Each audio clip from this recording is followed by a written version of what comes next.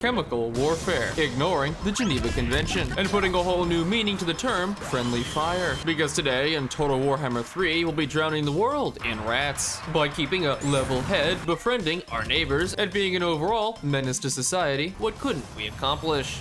With the release of Immortal Empires, Total Warhammer now has a massive new map combining 3 different campaigns into one, and with it, some interesting new mechanics. Naturally, it was only fitting that we play as the best faction. For those of you who don't know who the SKAVEN are, 2 words. Many rat. Our starting leader was Claw, a very sane and stable individual. In the options, I enabled something called Ultimate Crisis Mode, which takes the endgame and tweaks some things, so I'll explain it a bit more later. Starting the game, our main settlement was SKAVEN, the breathtaking and luxurious capital of all rat kind. The map we were on was the Immortal Empires map, which is insanely large with about 278 factions, of which we were gonna break. But first we needed to secure land, starting with the settlement next to us. Despite Warhammer being mostly medieval, SKAVEN have miniguns. As a bunch of rat people, not only have our units not touched grass, they don't know what grass is. Our front line is weak, our heroes walking toothpicks, and our morale isn't real. But we do have one major strength. Above all else, SKAVEN are cheap. So cheap, in fact, that the lives of my infantry are worth slightly less than my bullets. I like how we've already won the battle, and I am still friendly firing my own units. With the fight ended, we'd gained our second settlement. On the campaign map, we could construct and upgrade buildings to train higher level SKAVEN, troops that were basically still bad. Claw also leveled up, so he started to train his campaign skills. Also has a special mechanic called the Forbidden Workshop, which lets us upgrade our various weapon teams and build doom rockets. As the name suggests, they're tools for world peace. Our first upgrade was for our Rattling guns, which is a minor change that gives them infinite ammo. We walked over to the capital of our Empire enemies, but the garrison was too large to fight, so I backed off. After ending the turn and cycling through all 200 AI factions, the enemy army attacked us outside the city. Because we were fighting in a choke point map, we clogged both entrances with an indomitable wall. SKAVEN slaves. With the enemy army blobbed up, I decided to test our weapons. Despite mowing down the rest of them and winning the battle, we took 722 losses. Gee, I wonder why. With the army defeated, we moved on to their capital and began to siege it down. While the siege continued, we had another important scheme being set up. I'd moved a warlock engineer all the ways up to the Wood Elf cities to use his special ability, expanding the Under Empire. This essentially establishes a city under a city. We can build various things in our under cities too, but most importantly, steal money and build subterranean dirty bombs. Yeah, no, that too. But first, we need to keep expanding above ground, so we took that capital city, eliminating our only enemy. Never mind. For some reason, people think we're some kind of threat to society. Officer, I wasn't doing anything illegal, it was just a Breaking Bad reference. By expanding the Under Empire, people would get unhappy. And not just people, this guy's a tree. Plus, some Undercity buildings automatically expand to other settlements, so pretty much everyone would hate us. Back to being above ground, we moved over to colonize the ruined settlement, but apparently a Beastman herdstone prevented me from doing it. Surely going to war with one more person couldn't hurt. Attacking the settlement allowed us to show off our warp grinders. By causing minor ecological damage, we could immobilize all nearby enemy units. We occupied the settlement and ended the turn. And a message from the Fae of Britannia. I wonder what that's about. And this guy too, I don't even know who you are. We colonized one of the ruins, continue upgrading our settlements, and the Beastmen were back. I am scared. But I guess the AI wasn't, because instead of fighting back, they literally just sat there while eating bullets. Do you ever look at someone and wonder what is going on in their head? Despite our advantage, they tore through our front line. Well, I tore through our front line. We mopped up the rest of the Beastmen, and before long, it was just one left. Their leader, Morgur. But of course, we had bullets, so he didn't stand a chance, is what I thought. Morgur has health regeneration, meaning he just sat there and tanked several thousand bullets. Claw, routed. All my infantry ran away, and my Rattling guns kited him for 30 minutes straight. I have a question. Why, God? Even after the fight, we couldn't catch Morgur, so he lived to inconvenience me another day. But at least now we had a break for one turn. Orion's army attacked one of our cities, and while we couldn't win, we could deal damage. When defending settlements, we get insanely busted towers, which goes in line with throwing fodder at our enemy. 200 dead elves later, Orion sacked the settlement and ran away. He also attacked Ikit in a fight that favored us. Orion's army was fairly weak when we approached, and Orion, as one of the tankiest characters in the game, died immediately. After the fight, we started to upgrade our capital, and with it, we worked towards the pinnacle of SKAVEN weaponry, the wonderful beauty of chemical warfare. Before we could violate international safety laws, we had a bigger problem. One covered in leaves, wood, and was basically a 30-foot tall tree. Durthu had decided to wander over and Fusroda for the trees. And right behind him, amazing. I recruited another lord and trained more Ratling gunners. After Durthu occupied a settlement, we attacked with our combined armies. Hello, giant tree man.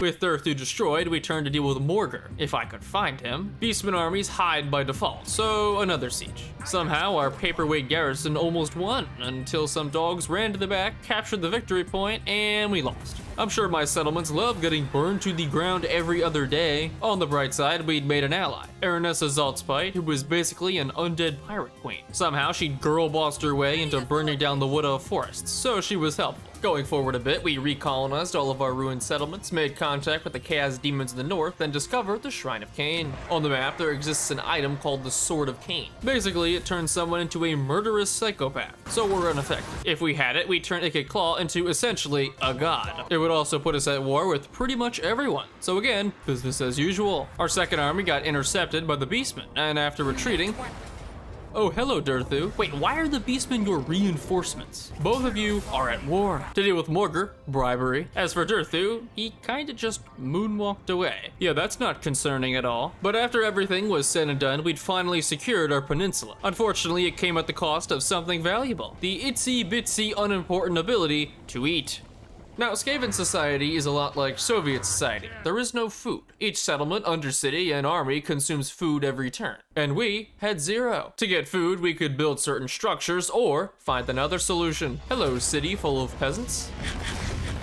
With a foothold in Castle French name, we continued through our research tree, built walls in our other settlements, and got a quest for Ikit's unique weapon, Storm Demon. So to get it, we had to go through a quest battle, which didn't look too bad, right? Ikit has the biggest brain of all rats. Alright, that's all I needed to hear. The quest battle was against the Lizardmen, who have high health infantry and monsters. In terms of infantry, we had Poison Wind Globadiers, which damage everything they hit. They're also the reason why my front line is dead. Our Ratling gunners could deal with most of their monsters. Case in point. I also forgot to mention that we picked up these extremely elite Council Guard, which are essentially our best infantry in the game.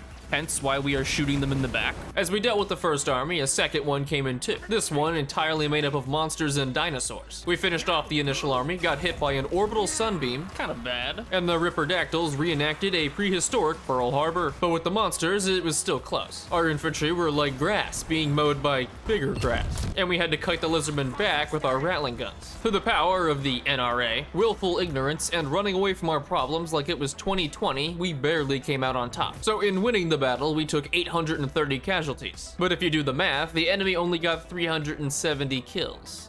Oh no. With the battle won, we got access to Ikit's Storm Demon weapon. The global obedience bonus was nice because towards the end of the game, things get hectic. By enabling Ultimate Crisis Mode, we'd be fighting against ridiculous odds later in the game. Right after the battle, 2 Bretonnian armies showed up and started sieging our castle. Luckily, we leveled Ikit up to have Lightning Strike, which means he can lock reinforcements out of battles when attacking, so we could 1v1 any army. The masses of unwashed peasants were led by the Fey Enchantress, riding a meth addict Bojack horseman. Meanwhile, Ikit casually rode a giant electric hamster wheel. I was initially worried about their Grail Guardians, who are one of the most elite cavalry in the game. Or should I say, were the most elite. But isn't using poison gas against peasants kinda overkill? Well, according to my magic 8-ball, try again later. By winning the battle, we got a unique trait for Ikit. We also unlocked the Avalanche Mortars, which are kinda nuts. A legendary Wood Elf hero also showed up. A practical demigod, Ariel was one of the most powerful creatures in existence. And now, with the help of one sneaky rat, dead. We attacked the remnants of the Bretonnian army and ambushed them too. Now, how long do you think this whole fight will last? If you guessed 27 seconds,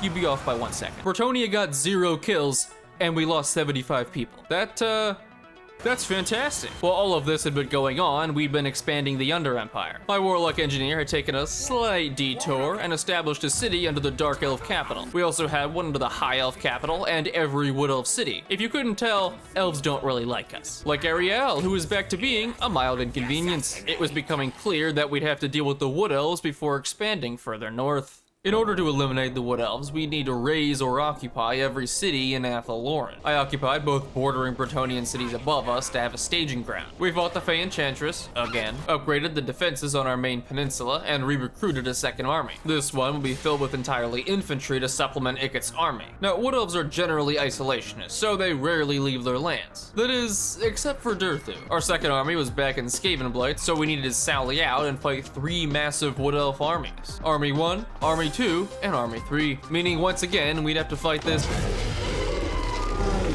future desk. Outnumbering them 3 to 1, we started the battle, and before long, Durthu was taking no sass. Our Rattling gunners had to keep kiting backwards, and after only 5 minutes, we'd taken 1,000 casualties. Still, we had insane numbers, so we gadded Durthu while he was bogged down and prepared to handle the second army. And handle, we did. We rallied our infantry and sent them into the meat grinder. As they say, if you're not dying, you're not trying. Despite most of the elf units being ranged, it's hard to compete with infinite ammo miniguns and corrosive poison. We routed the remaining elves and won the battle. With both armies gone, it left Durthu's only city open, so we sacked it for 15k, then came back a turn later and raised it. Wood Elf settlements are undesirable for SKAVEN, which translates to massive debuffs if we claim them, making the elf war much harder. What was helpful was getting our first plague priest who can summon more rats during battles, and with our strategy, it would get kinda broken, because we'd also gotten access to one of our most powerful units, Poisoned Wind mortars. Now let's talk about something close to all of our hearts, the Geneva Convention. You might be interested to know that the convention doesn't actually talk about chemical weapons. See, that's actually in a separate document called the Geneva Protocol, where it states that nations can't use all that cool fun stuff in war. But what it doesn't prohibit is the manufacturing, storage, and commercial use of chemical weapons. Therefore, if I fire off my mortar loaded with skin-eating toxins during an investor showcase, and it just so happens to land in the middle of a bunch of peasants, have I really done anything wrong? If anything, it's their fault for standing within 10 miles of me. Poison Wind mortars are essentially our best anti-infantry unit, because they deal flat poison damage to all units, whether they hit elite infantry or SKAVEN slaves, we don't care. Which is especially relevant for our fight against the Wood Elves and their high-tier units. And on that topic, Orion was back. While he sat on the edge of our land, we took another Bretonnia settlement, got a trade agreement from a savvy investor, and much like NSFW Twitter, watched the Beastmen get clapped. We also got an event with the leader of our second army, leading to him getting badly mutated, which is apparently a massive combat bonus. How that makes sense, I don't want to know. To our right was Sartosa, a faction of undead pirates. We allied them and started to build an outpost, which would allow us to recruit their units. After sieging a few more Bretonnian cities, the Fey Enchantress attacked one last time. The fight was 10 minutes of this. Winning meant that the Fey's faction was gone for good, not like that stopped another Bretonnian faction from continuing the war, and Lewin's army was completely terrifying, so we ignored it. Besides that, our expansion was going well, but one problem. See everyone with a red outline around their icon? That means they hate us. See all the people without a red outline? Yeah, neither do I. While we doubled our land, we were also in for a rude awakening, starting with the Wood Elves. At this point, we were at war with just about everyone. Sartosa was useless, and Grom the Paunch kept trying to make military alliances with me. Full disclaimer, he has one city. The Dark Elves didn't hate us too much, but every High Elf had declared war on us. So priority number 1, erase the Wood Elves. Orion, dead. Rebellion, dead. Ariel just chilling in some dead. We also intercepted an army and fought them in the woods. Seeing as they were outnumbered 5 to 1, we almost lost. I fortified our Wood Elf Under Empire, giving all units in the area vanguard deployment. So in sieging their city, we could deploy all our units right on top of them. 5 seconds into starting the battle, and turns out mortars are pretty decent. We advanced into the city, had our reinforcements come in, and caught the AI bugging out on a barricade. You know, when you say line up against the wall, you don't actually expect them to do it. Running away didn't help either. Probably hurt, actually. And with the battle won, we'd successfully taken Orion's capital. While we were doing that, we built up our Plague Priest capacity, which would give Ikit's army more clan rat summons. Sartosa also wanted us to join a war against the Tomb Kings, and as their stalwart military ally, no. Back to Athiloran, right in the center is the Yoke of Ages. It's kind of like that tree in Avatar with the blue hippies. Long story short, we cut it down. Another Wood Elf city later, and we'd taken half of Athiloran. Unfortunately, it opened us up to more attackers, like... I am supreme! Okay. Not even one turn later, an Empire army. Luckily, they walked straight into an ambush, and 68 seconds of fighting later, gone. Of course, right after, another ambush, with similar results. If you couldn't tell by this point, we're gonna be doing a lot of ambushes. SKAVEN, by default, can ambush any army they attack, and by leveling a certain skill, we ambush almost 100% of the time. At last, we sieged the final Wood Elf city, but now with some extra help. Our Plague Priest had gotten a Plague Furnace, which on top of just being big, scary, and morally questionable, actively damages all enemies around it. But even now, our Death Ball wasn't in its final form. That being said, the siege wasn't particularly crazy. It was really just a lot of... With Waterfall Palace occupied, we now controlled all of Athel Loren. Moving ahead a little, we eliminated another Bretonnia faction, laughed in Grom's face again, and finally established relations with Archon the Black. Considering my only friends are either undead pirates or undead Egyptians, my social credit score was not looking good. Speaking of social credit, I went ahead and checked who the most powerful faction by strength rank was. Turns out it was China. I said China. Now, while our army was looking seriously powerful right about now, it also couldn't be everywhere at once. So while we took 1, 2, 3 more Bretonnian settlements, our armies were stretched thin. Still, I recruited 2 more Plague Priests to add to Ikit's army, because later in the game, we need an even better army to deal with Ultimate Crisis mode. We sacked more of Bretonnia, iced some random High Elves, and recruited a 4th army, filling it with stuff. After occupying one of Bretonnia's last cities, they made a desperate attack to get a settlement back. Now, my garrison is hot garbage. King Lewin can beat all of them on his own. Sorta. So getting into the battle, we built some towers and defenses. Lewin's army was small, so we pelted down his infantry and accompanying heroes. Now here's the real problem. Big boy. We couldn't actually damage him because he has health regeneration. So instead, I let him rout my units and chase them off. See, flying units can't be alone. If they don't land to fight, they'll eventually forfeit the battle. So Lewin beating my units is cool and all, but what about these guys? By hiding on the other side of the map, Lewin could not physically get to us before the air unit penalty kicked in, causing him to have a midlife crisis and die of a stroke. As Sun Tzu once said in his book, The Art of Cheese, skill issue, lol. But the cheese wasn't done yet. One of our core settlements was being sieged by High Elves. Good thing we had that 4th army. Oh my god. Calling that an army was an insult to the military-industrial complex. It was bad. And now fighting a legendary lord, Eltharion the Grim. The plan was simple. By running some spiky hamster wheels into the middle of their army, I banked on one thing, which worked. With 60% of their army dead in 1 second, we hit Eltharion with the old Expelliarmus and won the battle. Overall, everything was looking good. Ikit's army was getting better and better, our 4th army was adding doom wheels, and we conquered Bretonnia. But as much as things were going our way, we had one final threat to worry about, because rapidly approaching was the endgame crisis.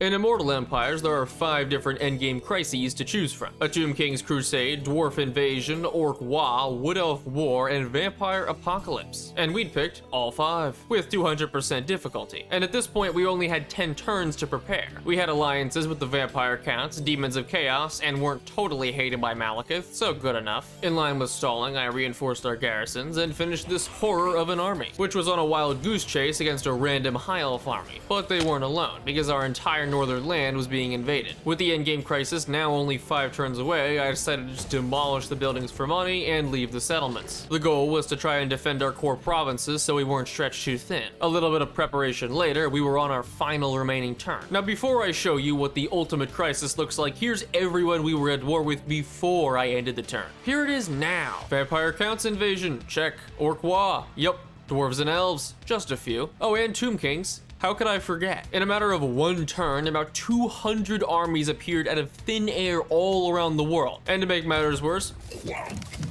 goodbye, Athel Loren, I'll see you in therapy. Oh, and remember Grom? This is him now. Something I didn't realize would happen was that the crisis automatically broke every treaty we had with Grom and Vlad. And the game acted as if we had broken them, so my reliability became 0. Now, while most places were essentially immediately overrun, our core provinces were safe. But given our proximity to both Athel Loren and Mausilian, that didn't mean much. In terms of strength rank, we dropped to 28th. But don't worry, we're only at war with 1 through 27. We retreated back into our territory, stole Grom's capital for money, and watched Athel Loren descend into chaos. On the bright side, all this time we've been peaceful with the Empire, so as long as we didn't do something stupid.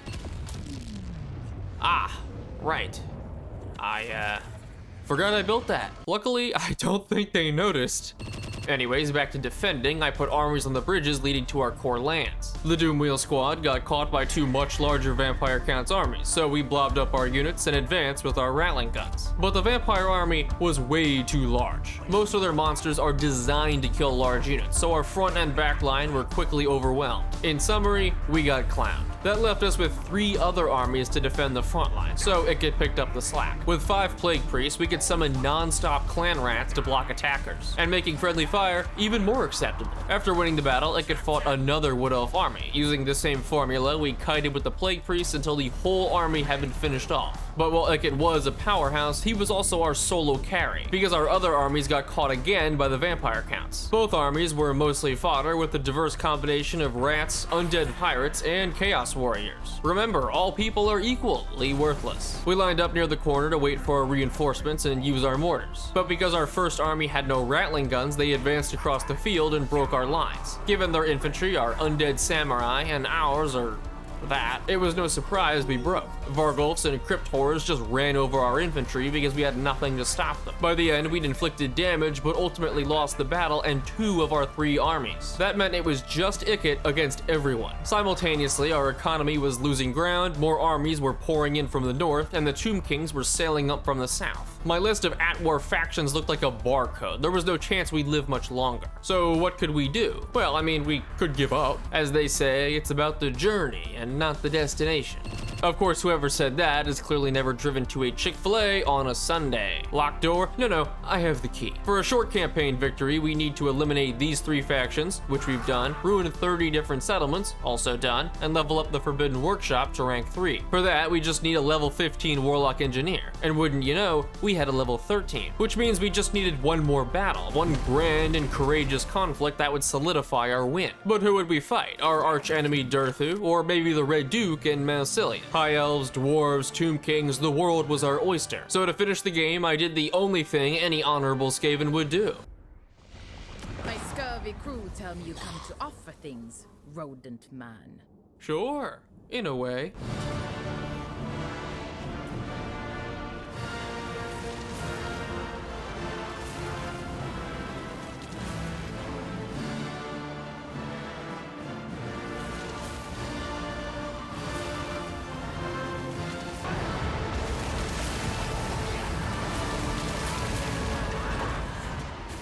At last, by defending ourselves from Sartosa, we've achieved a short campaign victory. Now we can get started on the long campaign victory, and no.